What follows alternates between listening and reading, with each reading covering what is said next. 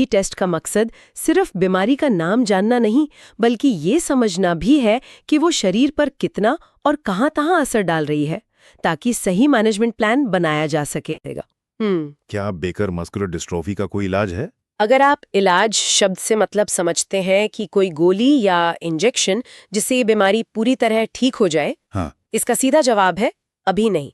फिलहाल बीएमडी का कोई पूर्ण इलाज मौजूद नहीं है। ये सुनना थोड़ा निराश करने वाला है। लेकिन कहानी यहाँ खत्म नहीं होती। ओके। इलाज न होने का मतलब ये नहीं कि कुछ किया नहीं जा सकता। यहीं पर हमारा ध्यान इलाज से हटकर प्रबंधन यानी मैनेजमेंट पर चला जाता है। Management, right. हमारा लक्ष्य बीमारी को ठीक करना नहीं, बल्कि उसके बढ़ने की रफ्तार को धीमा करना, शरीर को ज्यादा से ज्यादा काम करने लायक बनाए रखना और जीवन की गुणवत्ता को बेहतर करना होता है। तो ये मैनेजमेंट कैसा होता है? इसमें क्या क्या शामिल है? इसमें कई चीजें एक साथ काम करती हैं। सबसे जरूरी है फिजियोथेरेपी और स्ट्रेचिंग। ये मांसपेशियों को लचीला रखती हैं और जोड़ों को अकड़ने से रोकती हैं। कम असर वाले व्यायाम बहुत फायदेमंद होते हैं। मतलब हेवी वेट लिफ्टिंग जैसा कुछ नहीं? नहीं, बिल्कुल नहीं। उससे फायदे की जगह नुकसान हो सकता है। अच्छा। हम बात कर रहे हैं तैराकी, साइकिलिंग जैसी एक्टिविटीज की, जो मांसपेशियों को बिना ज्यादा तनाव दिए मजबूत रखती हैं। ओके।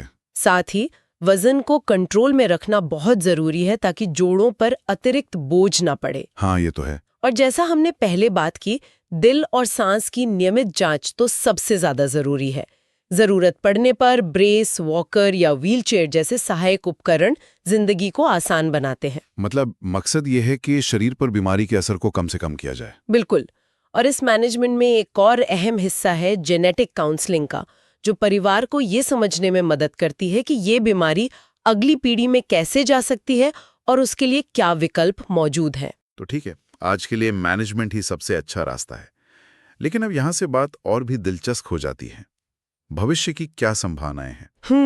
क्या विज्ञान की दुनिया में कोई उम्मीद की किरण है? बिल्कुल। और ये इस कहानी का सबसे रोमांचक हिस्सा है। अच्छा। भले ही आज कोई इलाज नहीं है, लेकिन रिसर्च इतनी तेजी से आगे बढ़ रही है जितनी पहले कभी नहीं बढ़ी। वैज्ञानिक कई शानदार तरीकों पर काम कर रहे हैं जो किसी साइंस फिक्शन फिल्म की तरह लगते हैं। जैसे कि? सबसे बड़ी उम्मीद है जीन थेरेपी से। इसका सीधा सा आइडिया है, अगर ब्लूप्रिंट में गड़बड़ी है तो क्यों ना उस गड़बड़ हिस्से को एक सही स्वस्थ जीन से बदल दिया जाए। वाह। एक और तकनीक है माइक्रो डिस्ट्रोफिन थेरेपी। इसमें वैज्ञानिक डिस्ट्रोफिन का एक छोटा, कॉम्पैक्ट लेकिन काम करने वाला वर्जन बनाकर शरीर में भेजते हैं, ताकि वो असली प्रोटीन की कमी को पूरा कर सकें। एक minute, gene therapy, CRISPR gene editing, ये सब सुनने में किसी हॉलीवुड मूवी जैसा लगता है। हाँ। क्या ये सच में मुमकिन है? मतलब हम सच में शरीर के कोड को एडिट करने के इतने करीब हैं? हम जितना सोचते हैं उससे कहीं ज्यादा करीब है। क्रिस्पर जैसी तकनीकें वैज्ञानिकों को डीएनए के किसी खास हिस्से को कैंची की तरह काट कर ठीक करने की ताकत देती हैं। कमाल है। ये अभी शुरुआती दौर में है, पर इसकी संभावनाएं असीमित हैं। इसके अलावा कुछ और दवाइयों पर भी काम चल रहा है, जैसे EDG 5506, जो मांसपेशियों को टूटने से बचाने का काम करती हैं। और एक नाम मैंने और सुना था, यूट्रोफिन अपरेगुलेशन। हाँ। सुनने में बड़ा टेक्निकल है, पर इसका आइडिया बहुत दिलचस्प है ना? बहुत दिलचस्प।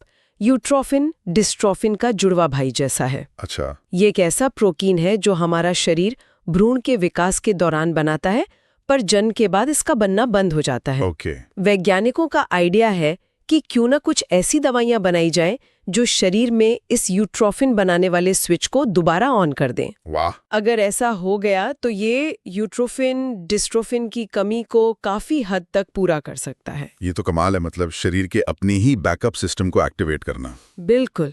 तो इन सब चीजों को हकीकत बनने में कितना वक्त लग सकता है, कोई अंदाजा है? देखिए, वैज्ञानिक भविष्यवाणियां हमेशा मुश्किल होती हैं, लेकिन जो अनुमान है वो बहुत उम्मीद जगाते हैं। माना जा रहा है कि अगले 5 से 10 सालों में हमारे पास ऐसी थेरेपीज आ सकती हैं जो बीमारी के बढ़ने के तरीके को काफी हद तक बदल देंगी। मतलब उसे बहुत धीमा कर देंगी? हाँ, बहुत धीमा कर देंगी। और अगर रिसर्च सही दिशा में चलती रही तो अगले 10 से 20 सालों में हम जेनेटिक सुधार या लगभग इलाज के बराबर कोई समाधान देख सकते हैं। 10 से 20 साल। जी, ये सिर्फ अनुमान है, लेकिन ये दिखाता है कि हम एक बहुत ही क्रांतिकारी दौर के मुहाने पर खड़े हैं। ये सुनकर तो सच में बहुत हिम्मत मिलती है। तो आज की हमारी पूरी चर्चा का सार क्या है? अगर हमें मुख्य बातें समेटनी हो तो वो क्या होंगे? मेरे हिसाब से 2 मुख्य बातें हैं। पहली, बेकर मस्कुलर डिस्ट्रॉफी एक मुश्किल और चुनौती भरी स्थिति है, लेकिन ये प्रबंधनीय है। प्रबंधनीय है। हाँ, सही देखभाल, सही मैनेजमेंट और सकारात्मक सोच के साथ एक भरपूर और सक्रिय जीवन जीना बिल्कुल संभव है। और दूसरी बात, जो शायद सबसे ज्यादा जरूरी है, वो ये कि भविष्य उम्मीदों से भरा है। बिल्कुल। जो कल तक नामुमकिन लगता था, वो आज विज्ञान की पहुंच में है। और ये उम्मीद सिर्फ एक ख्याल नहीं है, ये दुनिया भर की लैब्स में हो रही असल मेहनत पर आधारित है। सही कहा। मुझे आखिर में एक बात याद आती है, जो इस पूरी चर्चा का निचोड़ है। बेकर मस्कुलर डिस्ट्रॉफी शरीर को प्रभावित करती है, आत्मा को नहीं। वाह! और जब भविष्य में इलाज की इतनी संभावनाएं हों, तो उस आत्मा को मजबूत रखने की हर वजह मौजूद है। बिल्कुल।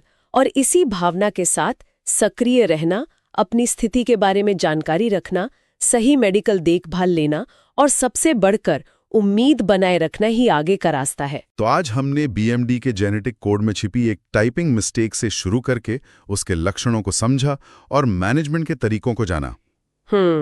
और आखिर में हमने भविष्य के उन इलाजों की झलक देखी जो विज्ञान को किसी जादू की तरह दिखाते हैं। यहाँ एक आखिरी सवाल के साथ बात खत्म करना चाहूंगी। जरूर। हमने यूट्रोफिन अपरेगुलेशन की बात की, यानी शरीर के एक सोए हुए बैकअप सिस्टम को जगाने की। हाँ, ये एक बहुत दिलचस्प सवाल खड़ा करता है। हमारे शरीर के अंदर ऐसे और कितने छिपे हुए बैकअप सिस्टम हो सकते हैं जो अलग अलग आनुवंशिक बीमारियों का इलाज करने के लिए बस विज्ञान द्वारा खोजे जाने का इंतजार कर रहे हैं? ये एक बेहतरीन सवाल है सोचने के लिए। हमारे अपने शरीर में ही शायद कई बीमारियों के जवाब छुपे हों। बिल्कुल। इसी विचार के साथ आज की चर्चा यहीं समाप्त करते हैं। सुनने के लिए धन्यवाद। धन्यवाद।